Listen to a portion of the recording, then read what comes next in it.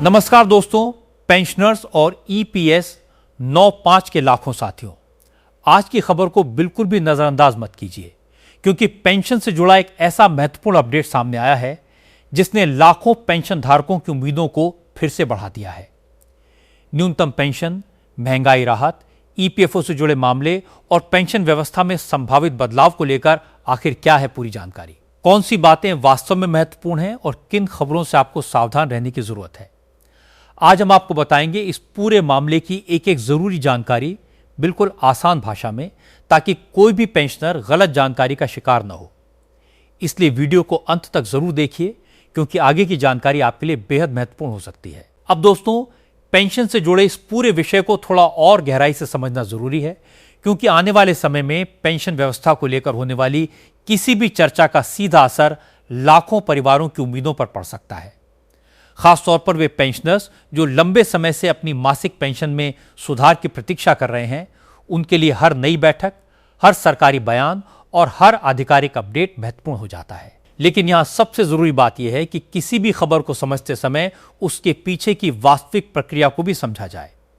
किसी मांग का उठना, किसी संगठन द्वारा ज्ञापन देना, किसी अधिकारी या मंत्री से मुलाकात होना, किसी बैठक में विषय पर चर्चा होना और अंत में सरकार द्वारा आधिकारिक निर्णय जारी होना, ये सभी अलग अलग चरण हैं। इसलिए पेंशनर्स को किसी भी खबर की वास्तविक स्थिति जानने के लिए यह देखना चाहिए कि मामला अभी मांग के स्तर पर है, विचाराधीन है, किसी समिति के पास है या वास्तव में उस पर कोई आधिकारिक आदेश जारी हो चुका है। ईपीएस 95 से जुड़े पेंशनर्स की सबसे बड़ी चिंता आज भी यही है कि सेवानिवृत्ति के बाद मिलने वाली मासिक पेंशन उनके रोजमर्रा के खर्चों के मुकाबले पर्याप्त हो। महंगाई बढ़ने के साथ भोजन, दवाइयों, बिजली, पानी और स्वास्थ्य सेवाओं की लागत बढ़ती है। वरिष्ठ नागरिकों के लिए स्वास्थ्य संबंधी खर्च विशेष रूप से महत्वपूर्ण हो सकता है। ऐसे में पेंशन की पर्याप्तता का सवाल केवल आर्थिक गणना नहीं बल्कि सामाजिक सुरक्षा का विषय भी बन जाता है। यही कारण है कि पेंशनर संगठन समय समय पर अपनी मांगों को सरकार के सामने रखते हैं। इन मांगों में न्यूनतम पेंशन में वृद्धि, महंगाई के प्रभाव को ध्यान में रखते हुए राहत और पेंशन व्यवस्था को अधिक मजबूत बनाने जैसे विषय शामिल रहते हैं। इन मांगों पर सरकार की ओर से समय समय पर जो भी आधिकारिक जानकारी सामने आएगी, उसका वास्तविक अर्थ समझना सभी पेंशनर्स के लिए महत्वपूर्ण होगा। यहां एक और बात समझना बेहद जरूरी है कि पेंशन में किसी भी तरह की बढ़ोतरी का असर केवल पेंशन की मूल राशि पर ही नहीं बल्कि उससे जुड़े अन्य लाभों और भुगतान व्यवस्था पर भी पड़ सकता है। यदि किसी नई व्यवस्था को लागू किया जाता है तो उसके लिए पात्रता की शर्तें, आवेदन की प्रक्रिया, भुगतान की तारीख और बकाया राशि की गणना जैसे कई पहलू सामने आ सकते हैं। इसलिए पेंशनर्स को केवल ये जानने में रुचि नहीं रखनी चाहिए कि राशि कितनी बढ़ेगी, बल्कि यह भी समझना चाहिए कि उसका लाभ किसे मिलेगा, किस तारीख से मिलेगा और भुगतान किस प्रक्रिया के तहत होगा। यही वो जानकारी है जो किसी भी नई पेंशन व्यवस्था को सही तरीके से समझने में मदद करती है। अब बात करते हैं उन पेंशनर्स की जिन्हें लंबे समय से अपनी पेंशन से संबंधित रिकॉर्ड में परेशानी का सामना करना पड़ रहा है। कई मामलों में नाम, जन्मतिथि, बैंक खाते की जानकारी या अन्य रिकॉर्ड में अंतर होने के कारण प्रक्रिया में देरी हो सकती है। कुछ मामलों में पेंशनर के दस्तावेज पुराने होते हैं और उन्हें अपडेट करने की आवश्यकता पड़ सकती है। इसलिए सभी पेंशनर्स के लिए यह जरूरी है कि वे समय समय पर अपने रिकॉर्ड की जांच करते रहें। यदि किसी दस्तावेज में गलती दिखाई देती है तो उसे संबंधित विभाग के आधिकारिक माध्यम से सुधारने का प्रयास किया जाना चाहिए। छोटी सी गलती भविष्य में पेंशन भुगतान या किसी अन्य लाभ की प्रक्रिया को प्रभावित कर सकती है। इसी के साथ बैंक खाते की जानकारी को लेकर भी सावधानी आवश्यक है। जिस बैंक खाते में पेंशन आती है उसकी स्थिति सक्रिय होनी चाहिए और यदि बैंक बदल गया है या खाता बंद हो गया है तो संबंधित विभाग को निर्धारित प्रक्रिया के अनुसार जानकारी देनी चाहिए। कई बार पेंशनर बैंक खाता बदल लेते हैं लेकिन रिकॉर्ड में पुरानी जानकारी बनी रहती है। ऐसी स्थिति में भुगतान से संबंधित समस्या पैदा हो सकती है। इसलिए बैंक रिकॉर्ड और पेंशन रिकॉर्ड के बीच सही जानकारी होना बेहद जरूरी है। किसी भी बदलाव के बाद संबंधित विभाग को आधिकारिक प्रक्रिया के माध्यम से सूचित करना चाहिए। पेंशनर्स के लिए जीवन प्रमाण पत्र यानी लाइफ सर्टिफिकेट भी एक महत्वपूर्ण प्रक्रिया हो सकती है। डिजिटल सुविधाओं के बढ़ने के साथ अब कई सेवाओं को घर बैठे या ऑनलाइन माध्यम से पूरा करने की सुविधा उपलब्ध है, लेकिन हर पेंशनर की स्थिति अलग हो सकती है। इसलिए यदि किसी पेंशनर को जीवन प्रमाण या किसी अन्य प्रक्रिया को लेकर जानकारी चाहिए तो उसे संबंधित विभाग या बैंक के अधिकृत माध्यम से सही जानकारी प्राप्त करनी चाहिए। किसी अनजान व्यक्ति द्वारा फोन पर भेजे गए लिंक या ऐप के माध्यम से प्रक्रिया पूरी करने से बचना चाहिए, क्योंकि साइबर अपराधी अक्सर सरकारी सेवाओं के नाम का इस्तेमाल करके लोगों को ठगने की कोशिश करते हैं। दोस्तों, पेंशन से जुड़ी खबरों में एक शब्द अक्सर सुनने को मिलता है, बकाया राशि या एरियर। जब किसी लाभ में पिछली तारीख से संशोधन लागू किया जाता है और संशोधित राशि बाद में भुगतान होती है तो परिस्थितियों के अनुसार बकाया राशि बनने की संभावना हो सकती है, लेकिन हर मामले में एरियर मिलना जरूरी नहीं होता। यह पूरी तरह उस सरकारी आदेश और लागू नियमों पर निर्भर करता है जिसके तहत बदलाव किया गया है। इसलिए यदि सोशल मीडिया पर यह दावा किया जाए कि सभी पेंशनर्स को किसी निश्चित तारीख को बड़ी बकाया राशि मिलने वाली है तो उस दावे को आधिकारिक दस्तावेज के बिना सही नहीं मानना चाहिए। इसी तरह कई बार अलग अलग पेंशन राशि के आंकड़े सोशल मीडिया पर तेजी से वायरल होते हैं। किसी वीडियो में एक राशि बताई जाती है और दूसरे वीडियो में उससे अलग राशि दिखाई जाती है। इसका कारण यह हो सकता है कि अलग अलग पेंशनर्स की सेवा अवधि, वेतन, योगदान और पात्रता अलग अलग हो। इसलिए किसी एक व्यक्ति की पेंशन राशि को देखकर सभी के लिए वही राशि तय मान लेना सही नहीं है। पेंशन की वास्तविक गणना संबंधित नियमों और व्यक्तिगत रिकॉर्ड के आधार पर ही की जाती है। केंद्रीय कर्मचारियों और पेंशनर्स के संदर्भ में भी समय समय पर वेतन और पेंशन संशोधन की चर्चा होती रहती है। यदि भविष्य में कोई नया वेतन आयोग या पेंशन पुनरीक्षण प्रक्रिया शुरू होती है तो उसका असर अलग अलग श्रेणियों के कर्मचारियों और पेंशनर्स पर अलग तरीके से पड़ सकता है। ऐसे किसी भी संभावित बदलाव में मूल वेतन, पेंशन, फिटमेंट से जुड़े नियम, महंगाई भत्ता और अन्य घटकों को ध्यान में रखा जा सकता है, लेकिन जब तक अंतिम सरकारी आदेश जारी नहीं होता तब तक किसी अनुमानित गणना को अंतिम पेंशन मानना उचित नहीं होगा। पेंशनर्स के लिए एक महत्वपूर्ण सलाह यह भी है कि वे अपने परिवार के किसी विश्वसनीय सदस्य को अपनी पेंशन से जुड़े दस्तावेजों की जानकारी दें। PPO, bank record, pension slip और अन्य जरूरी दस्तावेजों को सुरक्षित स्थान पर रखें।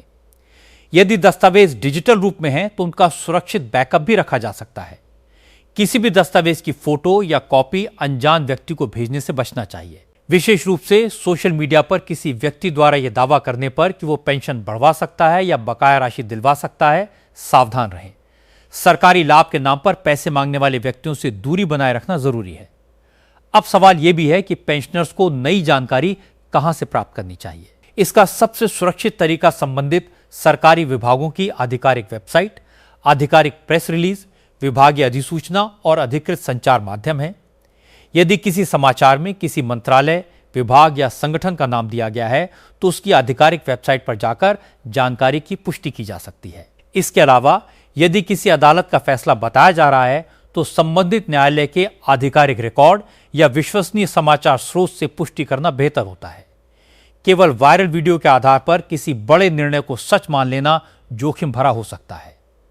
दोस्तों, पेंशनर्स की मांगों को लेकर देश के अलग अलग हिस्सों में समय समय पर आंदोलन और प्रदर्शन भी होते रहे हैं। लोकतांत्रिक व्यवस्था में अपनी मांगों को शांतिपूर्ण तरीके से सामने रखना नागरिकों का अधिकार है, लेकिन किसी भी आंदोलन या संगठन की मांग को सरकार के अंतिम निर्णय के रूप में प्रस्तुत करना सही नहीं होगा।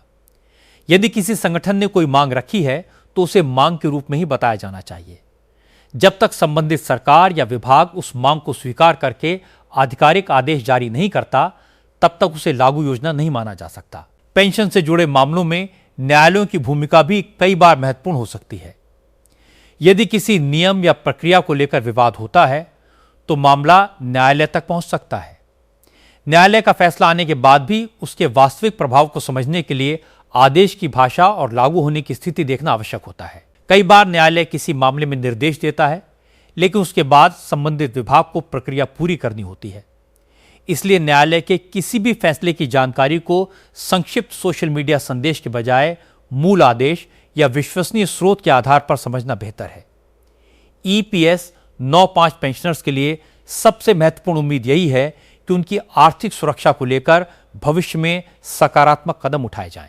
पेंशनर्स ने अपने कार्यकाल में वर्षों तक सेवा की है और सेवानिवृत्ति के बाद सम्मानजनक जीवन जीने की इच्छा स्वाभाविक है, लेकिन किसी भी नीति परिवर्तन के लिए वित्तीय और प्रशासनिक पहलुओं पर विचार करना आवश्यक होता है। इसलिए भविष्य में यदि कोई निर्णय लिया जाता है तो उसके पीछे कई स्तरों पर विचार और प्रक्रिया हो सकती है। पेंशनर्स को धैर्य के साथ आधिकारिक जानकारी का इंतजार करते हुए अपनी मांगों को उचित माध्यम से उठाते रहना चाहिए। आज के समय में डिजिटल तकनीक ने पेंशन सेवाओं को पहले की तुलना में अधिक आसान बनाया है, लेकिन डिजिटल सुविधा के साथ डिजिटल जोखिम भी बढ़े हैं। इसलिए पेंशनर्स और उनके परिवारों को साइबर सुरक्षा के बारे में जागरूक रहना चाहिए। किसी भी संदिग्ध एसएमएस, व्हाट्सएप संदेश या ईमेल में दिए गए लिंक पर तुरंत क्लिक न करें। बैंक खाते की जानकारी, ओटीपी, पिन और पासवर्ड किसी के साथ साझा न करें। यदि किसी व्यक्ति को पेंशन बढ़ाने या सरकारी भुगतान जारी करने के नाम पर पैसे देने को कहा जाए तो सावधान हो जाएं। वास्तविक सरकारी प्रक्रिया में किसी अनजान व्यक्ति को निजी बैंकिंग जानकारी देकर भुगतान प्राप्त करने की जरूरत नहीं होती। दोस्तों, पेंशन की खबरों को समझने का सबसे सही तरीका यही है कि हम 3 चीजों पर ध्यान दें। पहली, खबर का स्रोत क्या है। दूसरी, क्या कोई आधिकारिक आदेश जारी हुआ है। और तीसरी, उस आदेश की वास्तविक तारीख और पात्रता क्या है। अगर इन तीनों सवालों का जवाब स्पष्ट है तो खबर को समझना आसान हो जाता है। लेकिन अगर खबर केवल social media post, viral video या बिना स्रोत के संदेश पर आधारित है तो सावधानी जरूरी है। आने वाले समय में पेंशन से जुड़े कई महत्वपूर्ण विषय चर्चा में रह सकते हैं। इनमें ईपीएस 9/5 की न्यूनतम पेंशन, पेंशनर्स की आर्थिक सुरक्षा, महंगाई के प्रभाव से राहत, ईपीएफओ की डिजिटल सेवाएं, रिकॉर्ड सुधार, उच्च पेंशन से जुड़े मामले और केंद्रीय पेंशन नियमों में संभावित बदलाव जैसे मुद्दे शामिल हो सकते हैं। इनमें से किसी भी विषय पर आधिकारिक फैसला आने की स्थिति में उसका असर बड़ी संख्या में लोगों पर पड़ सकता है। इसलिए पेंशनर्स को अपने अधिकारों और नियमों की जानकारी रखना जरूरी है। यह भी समझना जरूरी है कि हर पेंशनर की आर्थिक स्थिति अलग होती है। किसी व्यक्ति के पास अतिरिक्त आय का साधन हो सकता है, जबकि किसी अन्य परिवार के लिए पेंशन ही मुख्य आय हो सकती है। इसलिए पेंशन में सुधार की मांग का महत्व उन लोगों के लिए और अधिक हो जाता है जो पूरी तरह से अपनी मासिक पेंशन पर निर्भर है। इसी कारण पेंशन नीति बनाते समय वरिष्ठ नागरिकों की वास्तविक जरूरतों और बढ़ती महंगाई जैसे पहलुओं पर विचार किया जाना महत्वपूर्ण माना जाता है। अगर सरकार की ओर से भविष्य में कोई नया निर्णय आता है तो सबसे पहले उसके आधिकारिक दस्तावेज को देखना चाहिए। उसमें यह स्पष्ट होता है कि निर्णय किस तारीख से लागू होगा, किन लोगों को लाभ मिलेगा और भुगतान की प्रक्रिया क्या होगी। इसके बाद ही यह पता लगाया जा सकता है कि किसी व्यक्ति को वास्तविक रूप से कितना लाभ मिलेगा। इसीलिए आज की जानकारी का उद्देश्य किसी निश्चित राशि या तारीख का दावा करना नहीं, बल्कि पेंशनर्स को सही प्रक्रिया और सावधानी के बारे में जागरूक करना है। दोस्तों, पेंशनर्स के लिए सबसे जरूरी संदेश यही है कि उम्मीद बनाए रखें, लेकिन किसी भी अपुष्ट खबर पर निर्भर न रहें। आपकी मेहनत की कमाई और आपके भविष्य की आर्थिक सुरक्षा बहुत महत्वपूर्ण है। इसलिए किसी भी नई योजना, पेंशन बढ़ोतरी या भुगतान से संबंधित जानकारी को पहले जांचें और फिर उस पर भरोसा करें। यदि कोई जानकारी सही और आधिकारिक है तो उसे परिवार के अन्य पेंशनर्स तक भी पहुंचाएं। लेकिन यदि कोई संदेश संदिग्ध है तो उसे आगे भेजने से बचें। इस पूरी चर्चा से एक बात स्पष्ट है कि पेंशन व्यवस्था से जुड़े मुद्दे लगातार महत्वपूर्ण बने हुए हैं। ईपीएस 9/5 पेंशनर्स की मांगें, ईपीएफओ से संबंधित सेवाएं, पेंशन भुगतान की प्रक्रिया और वरिष्ठ नागरिकों की आर्थिक सुरक्षा ऐसे विषय हैं जिन पर लगातार ध्यान देने की आवश्यकता है। आने वाले समय में यदि कोई आधिकारिक फैसला या महत्वपूर्ण अपडेट सामने आता है तो उसके वास्तविक प्रभाव को समझना और सही जानकारी के साथ आगे बढ़ना ही सबसे बेहतर तरीका होगा। आप सभी पेंशनर्स, कर्मचारियों और उनके परिवारों से यही कहना है कि अपने दस्तावेज व्यवस्थित रखें, अपने बैंक खाते की जानकारी सही रखें, पेंशन से जुड़े रिकॉर्ड की समय पर जांच करें और किसी भी अनजान व्यक्ति के साथ अपनी निजी जानकारी साझा न करें। पेंशन से जुड़ी किसी भी समस्या में आधिकारिक विभाग और अधिकृत शिकायत प्रणाली का सहारा लें। किसी एजेंट या सोशल मीडिया पर मिले अनजान व्यक्ति के भरोसे अपनी आर्थिक जानकारी न छोड़ें। और दोस्तों, अगर भविष्य में pension, EPS 9/5, EPFO, DA, DR या किसी अन्य सरकारी पेंशन व्यवस्था को लेकर कोई आधिकारिक बड़ा फैसला सामने आता है तो उस फैसले की सबसे महत्वपूर्ण बातें समझना जरूरी होगा। केवल यह जानना पर्याप्त नहीं होगा कि सरकार ने क्या कहा, बल्कि यह भी समझना होगा कि उसका लाभ किन लोगों को मिलेगा, कब से मिलेगा और किस प्रक्रिया के तहत मिलेगा। यही जानकारी पेंशनर्स के लिए सबसे ज्यादा उपयोगी साबित होगी। अंत में एक बार फिर यही कहना चाहेंगे कि पेंशन से जुड़ी हर खबर को जिम्मेदारी से समझें और सत्यापित जानकारी को ही प्राथमिकता दें। किसी भी पेंशनर के लिए उसकी मासिक पेंशन केवल एक रकम नहीं होती, बल्कि उसके जीवन की आर्थिक सुरक्षा और आत्मसम्मान का महत्वपूर्ण आधार होती है। इसलिए पेंशन से जुड़े हर निर्णय को समझदारी और संवेदनशीलता के साथ देखना जरूरी है। आप सभी वरिष्ठ नागरिकों और पेंशनर्स के स्वस्थ, सुरक्षित और सम्मानजनक जीवन की कामना के साथ आज की विस्तृत जानकारी यहीं समाप्त करते हैं।